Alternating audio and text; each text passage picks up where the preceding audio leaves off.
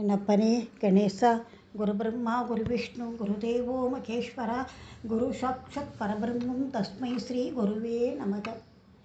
உரைகின்ற நின் திருக்கோவில் நின் கேழ்வொரு பக்கமோ, அரைகின்ற நான்மறையின் அடியோ முடியோ, அமுதம் நிறைகின்ற வெண் திங்களோ கஞ்சமோ எந்தன் நெஞ்சகமோ, மறைகின்ற வாருதியோ பூர்ணாசல மங்களையே.